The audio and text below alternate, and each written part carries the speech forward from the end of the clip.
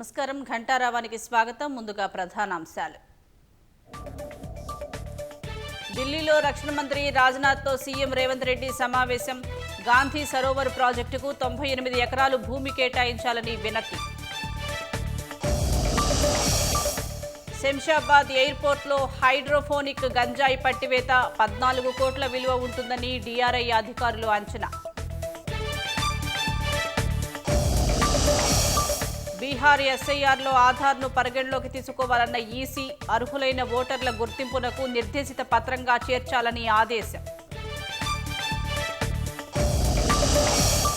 సుంకాలపై భారత్తో చర్చలకు సిద్ధమన్న Donald Trump. వాణిజ్య చర్చలు త్వరలోనే కొలిక్కి వస్తాయని మోదీ ఆశాభావం.